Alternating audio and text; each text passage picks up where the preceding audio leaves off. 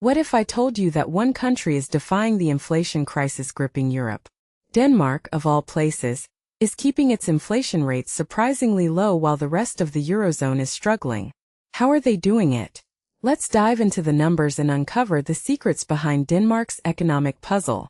Personal take: this isn't just about numbers, it's a masterclass in policy design and timing.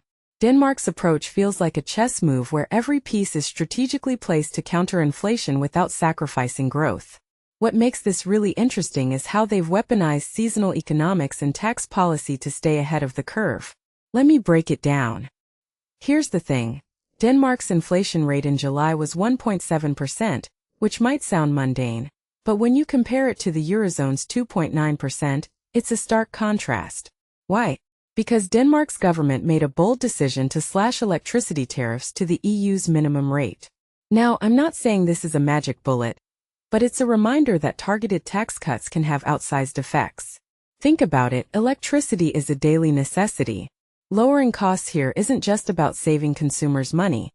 It's about injecting liquidity into the economy in a way that's hard to measure but deeply impactful. The question is, can other countries replicate this without triggering a domino effect of policy copycats? I'd argue it's not just about the tax cut itself, but the timing. They did this at the start of the year, which allowed the impact to compound over months. That's smart. It's like baking a cake and letting the ingredients settle before you taste it. But wait, there's more. Seasonal factors are playing a role too. Higher rents for summer homes and package holidays spiked prices temporarily, but lower food costs, especially pork, pulled them back down. This duality is fascinating. It shows how Denmark's economy is both reactive and proactive. They're not just reacting to inflation, they're engineering it. Lower pork prices? That's not just a farming miracle. It's a sign of efficient supply chains and maybe even a shift in dietary preferences. What many people don't realize is how interconnected these factors are. A drop in pork prices could be linked to EU trade policies, climate conditions, or even consumer behavior trends. It's a web of variables, and Denmark seems to be threading the needle. Now let's zoom out. This isn't just about Denmark's economy. It's a case study in how small, well-timed interventions can create a buffer against broader inflationary pressures. The Eurozone is stuck in a tug-of-war between tightening monetary policy and protecting growth. Denmark, meanwhile, is using fiscal policy as a shock absorber. From my perspective, this raises a deeper question. Are we underestimating the power of targeted tax cuts in modern economies? If you take a step back and think about it, this could be a blueprint for other nations.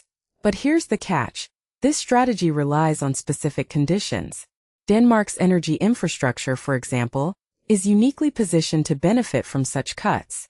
What if another country tried this and failed? Would it be because of structural differences or simply a lack of foresight? A detail I find fascinating is how this plays into the broader debate about the role of government in economic stability. Is Denmark proving that fiscal policy can be as effective as monetary policy? Or is this a temporary fix that could backfire if not managed carefully? This isn't just a numbers game. It's a lesson in economic agility. Denmark's approach shows that innovation doesn't always come from big, splashy reforms. Sometimes it's about making the right move at the right time. What this really suggests is that inflation isn't an inevitability. It's a puzzle that can be reshaped with the right tools. So, the next time you hear about inflation, remember Denmark. They're not just surviving the storm, they're using it to their advantage. And that, my friends, is the kind of thinking that separates economic leaders from followers.